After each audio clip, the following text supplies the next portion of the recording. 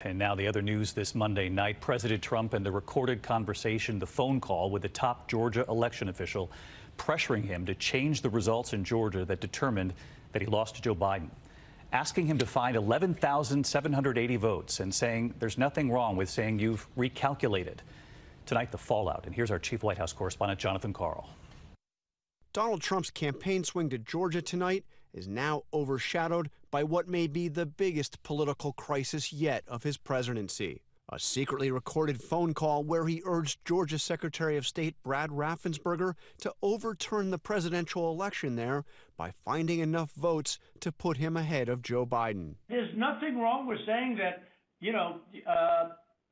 that you've recalculated. So, look, all I want to do is this. I just want to find 11,780 votes, which is one more than we have, because we won the state. So what are we going to do here, folks? I only need 11,000 votes. Fellas, I need 11,000 votes. Give me a break. Again and again, 19 times, Trump mentioned the number of additional votes he'd need to win Georgia, offering up an avalanche of unfounded conspiracy theories. But Raffensperger bluntly corrected him. Well, Mr. President, the challenge that you have is the data you have is wrong. Trump tries to appeal to Raffensperger as a fellow Republican. You should want to have an accurate election, and you're a Republican. We believe that we do have an accurate election. No, you don't. No, you don't. He also appears to threaten the Secretary of State with criminal prosecution. You know what they did, and you're not reporting it. That's a criminal offense. And you can't let that happen. That's a big risk to you and to Ryan, your lawyer. That's a big risk. To be clear, the Secretary of State committed no crime.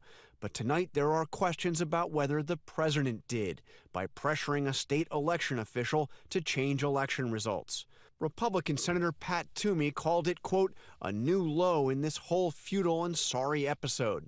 And Congresswoman Liz Cheney, one of the top Republican leaders in the House, had a similar reaction. I think that it was deeply troubling. Still, more than half of House Republicans are expected to challenge the results of the election on Wednesday, when Congress formally counts the Electoral College votes. And so are more than a dozen Republican senators, including 4 who were just elected. But tonight, some longtime Trump loyalists, like Senator Shelley Moore Capito of West Virginia and Tom Cotton of Arkansas, are sounding the alarm. Cotton writing that the founders, quote, entrusted the election of our president to the people, acting through the Electoral College, not Congress.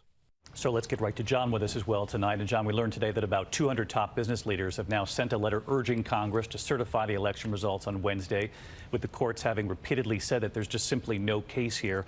And we also took note today that all 10 living former secretaries of defense, including 2 who served under President Trump, are saying it's time that the military shouldn't be involved in any way, that we should acknowledge that Joe Biden won here, that he is the next president.